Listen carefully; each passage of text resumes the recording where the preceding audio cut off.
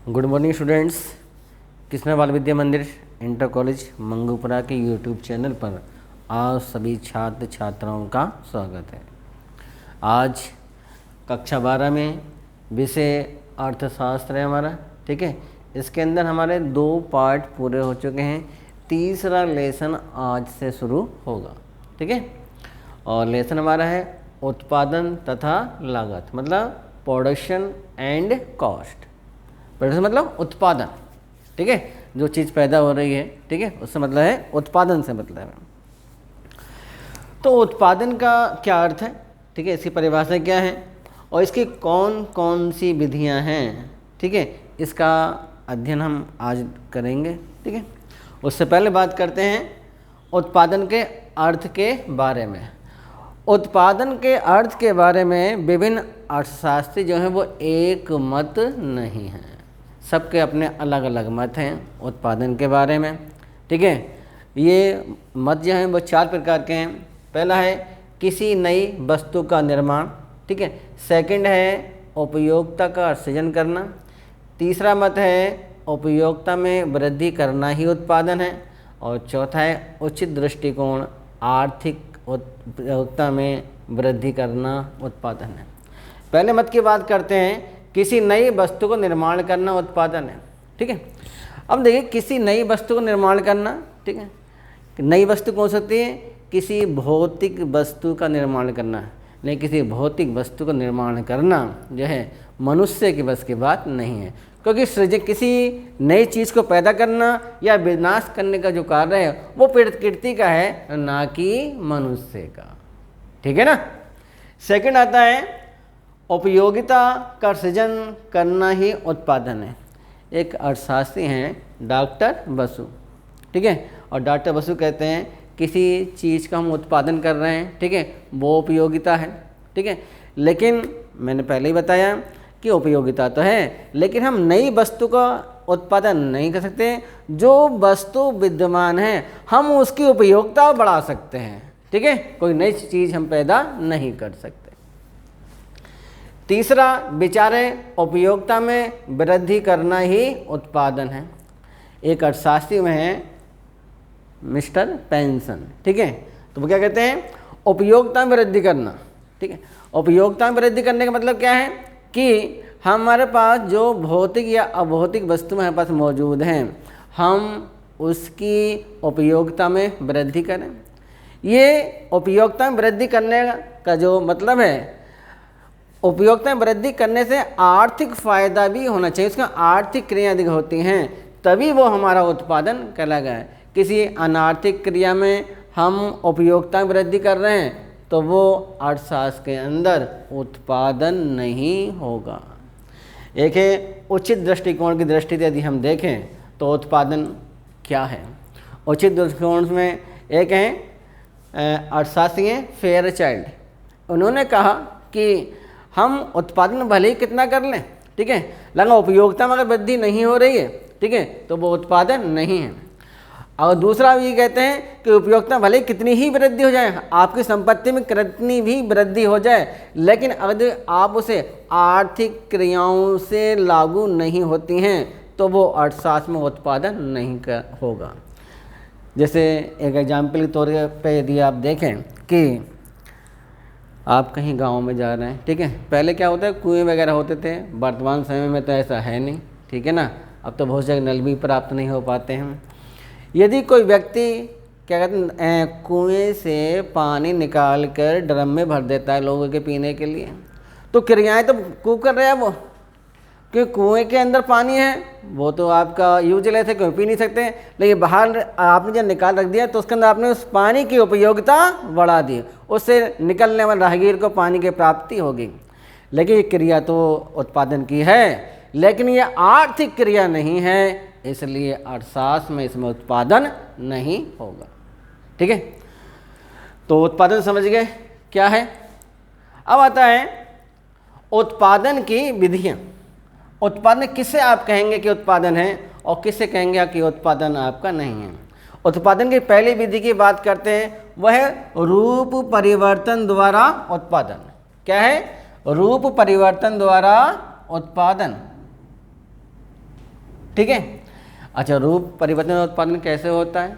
ठीक है, रूप परिवर्तन द्वारा उत्पादन इस प्रकार से होता है, जैसे कुम्हार है, कुम्हार क्या करता है, मिट्टी से कुल्हड़ बनाएगा, मिट्टी के बर्तन बनाएगा। जब तक मिट्टी थी आपकी ज़मीन के अंदर वो बेकार थी, और कुम्हार ने उसके कुल्हड़ बना दिए, उसके बर्तन बना दिए, तो उस मिट्टी का रूप परिवर्तित हो गया। ठीक है, ऐसी दर्जी है, दर्जी को हम कहते हैं कपड़ा देते हैं कमीज सिलने के लिए, पैंट सिलने के लिए, तो दर्जी उस कपड़े से हमारी पैंट और कमीज सिल देता है, तो उसने उस कपड़े का रूप को परिवर्तित कर दिया। ठीक है, तो ये क्या है, ये है रूप परिवर्तन द्वारा उत्पादन। जो कपड़ा था, ठीक है, वो बेकार पड़ा हुआ था, सिल गया, आप पहन रहे हैं, उसके अंदर उपयोगिता बढ़ गई, वो पहनने में अच्छा लग रहा है इसलिए। तो पहली विधि क्या बताई मैंने आपको, ये रूप परिवर्तन द्वारा उत्पादन। इसका मतलब क्या हुआ, किसी जो वस्तु के अगर रूप में परिवर्तन करने के पश्चात उसमें उपयोगिता का गुण आ जाता है तो वो रूप परिवर्तन द्वारा उत्पादन कहलाता है। ठीक, सेकंड है हमारा स्थान परिवर्तन द्वारा, ठीक है, उत्पादन। क्या है, स्थान परिवर्तन। यदि किसी वस्तु को स्थान को बदल दिया जाए, ठीक है, ठीक है, और उस वस्तु की उपयोगिता बढ़ जाती है तो वो स्थान परिवर्तन द्वारा उत्पादन कहलाता है। जैसे अगर मैं एग्जाम्पल के तौर पे आपको बताऊं, आपने देखा होगा कि रेगिस्तान के अंदर रेत ही रेत है ना, वो रेत रेगिस्तान के अंदर है तो उसका कोई यूज वहाँ पे हो रहा है, नहीं हो रही है। वही रेत यदि शहरों के अंदर आ जाती है, ठीक है, लोगों के मकान बनाने में इस्तेमाल होती है, ठीक है, तो हमने क्या करा, खाली स्थान चेंज कर दिया तो वो उसमें वस्तु में उपयोगिता बढ़ गई। जब वो रेत रेगिस्तान के अंदर पड़ी थी उसका कोई उपयोग नहीं था, वही रेत जब शहर के अंदर आ गई कितनी उपयोगी हो गई। आप जो बने हुए मकानों में रहते हैं वो रेत सीमेंट के माध्यम से तो बनते हैं ना। तो ये है स्थान परिवर्तन द्वारा उत्पादन। स्थान परिवर्तन में क्या बताया मैंने आपको कि यदि किसी वस्तु का स्थान यदि आप बदल देते हैं और उस वस्तु से उपयोगिता बढ़ जाती है तो वो स्थान परिवर्तन द्वारा उत्पादन कहलाता है। ठीक है छात्रों, एक थर्ड देखिए बड़ा इंटरेस्टिंग है ये, समय परिवर्तन द्वारा उत्पादन। अब आप कहेंगे कि समय परिवर्तन द्वारा उत्पादन कैसे हो सकता है, ठीक है ना। समय परिवर्तन में कुछ चीज़ें ऐसी होती हैं जो वर्तमान में यदि आपके पास हैं तो वो उतनी उपयोगी या उतनी यूजफुल नहीं है, लेकिन आप उस वस्तु को कुछ समय के लिए रख दें, उसके बाद आप उसका इस्तेमाल करें तो वो वस्तु ज़्यादा उपयोगी हो जाती है। जैसे आपने सुना होगा बहुत से लोग कहते हैं कि पुराना चावल खाने में बड़ा अच्छा होता है। अब पुराना चावल जब आज पैदा हुआ तो पुराना हो नहीं सकता, वो हो जाएगा, नहीं होगा ना। तो आपने इसका जो चावल ख़रीदा है उसको आप रख दीजिए, 6-7 महीने बाद में खाइए उसे, फिर देखिए उस चावल के टेस्ट में अंतर आ जाता है, वो चावल खाने में आपको बहुत अच्छा लगेगा। ऐसी एक और एग्जाम्पल बताता हूँ मैं आपको। ऐसे ही बहुत से लोग कहते हैं कि जो शराब होती है ना, सब समझते होंगे, वाइन जिसे कहते हैं, उसके लिए भी यही है कि जो रखी पुरानी से पुरानी जो वाइन होती है उसे पीने में लोगों को ज़्यादा आनंद आता है। तो ये क्या है, ये चीज़ें ऐसी हैं जो समय के साथ ज़्यादा उपयोगी हो जाती हैं। तो इसका मतलब क्या हुआ, उन ऐसी वस्तु में जो कुछ समय के बाद ज़्यादा उपयोगी हो जाती हैं उससे हम क्या कहते हैं, समय परिवर्तन द्वारा उत्पादन।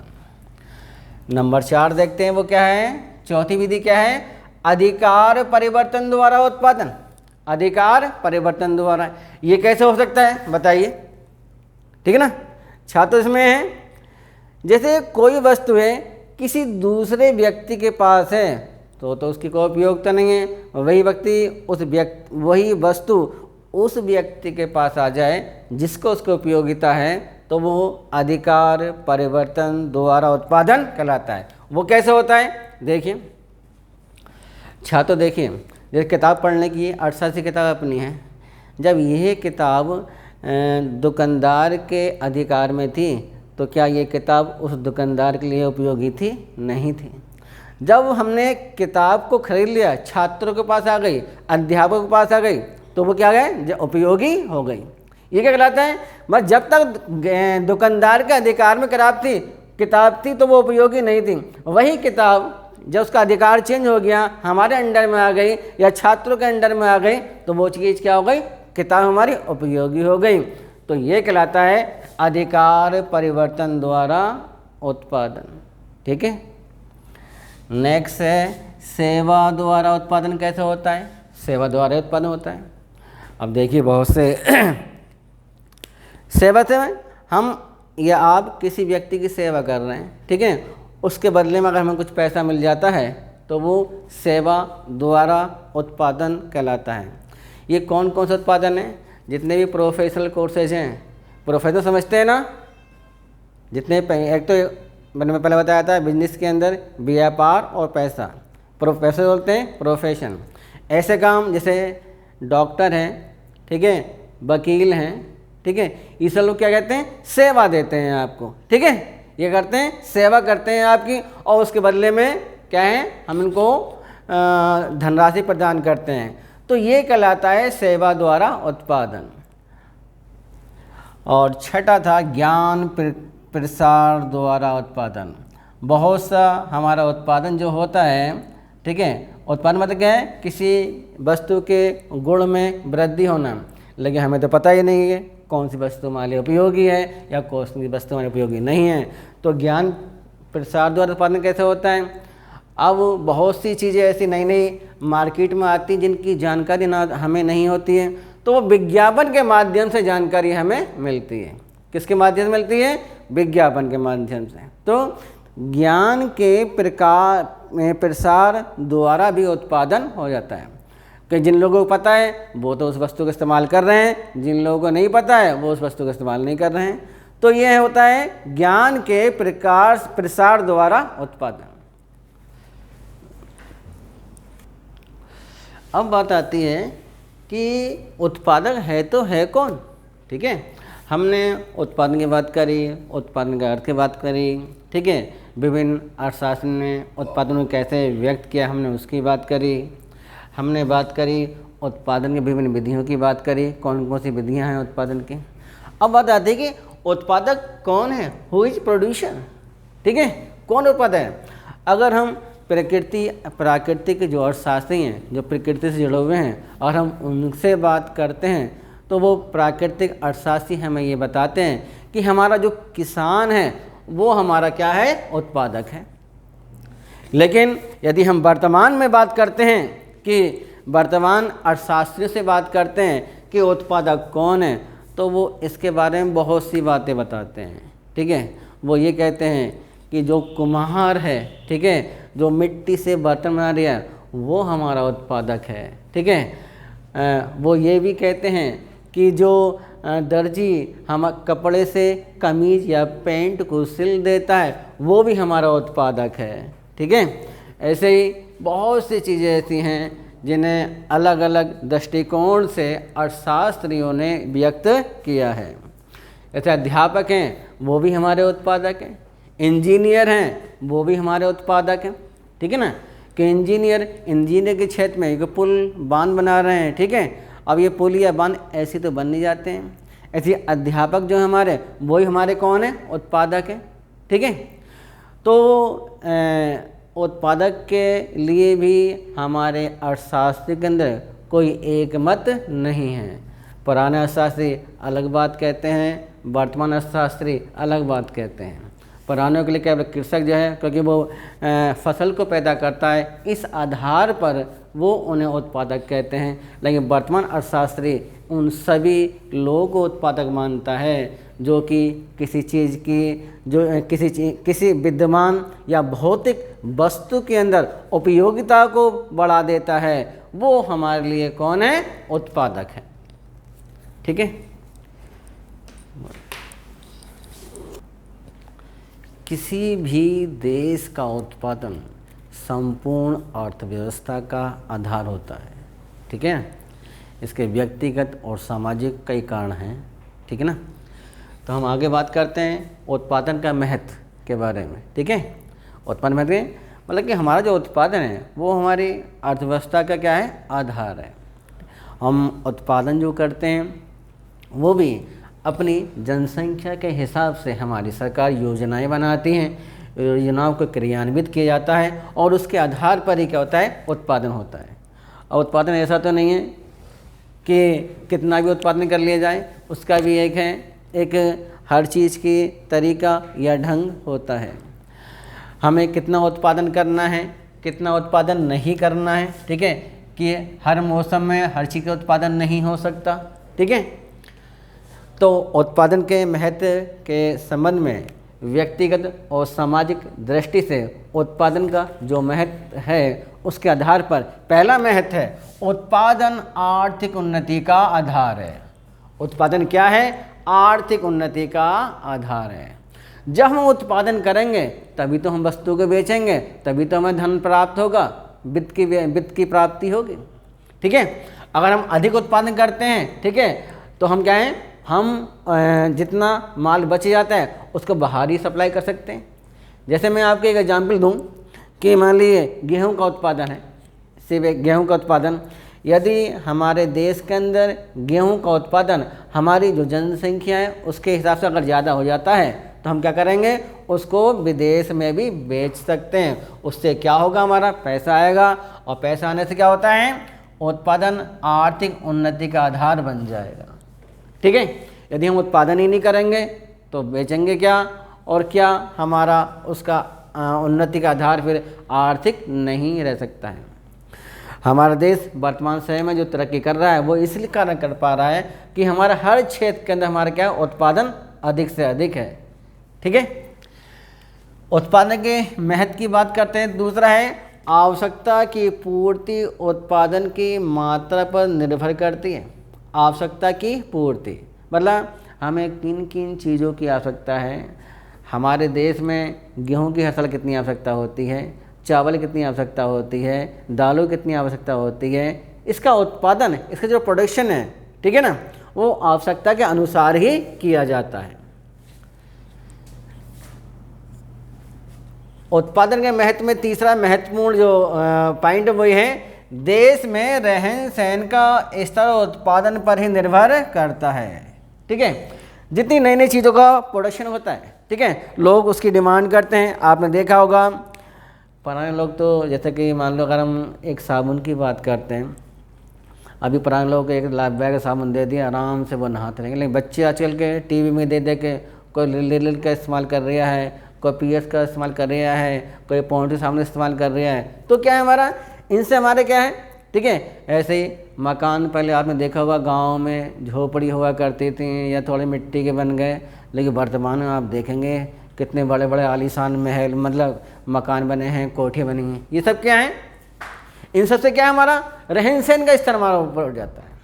रहन सहन का स्तर हमारा क्या होता है, ऊंचा उठता है, ठीक है।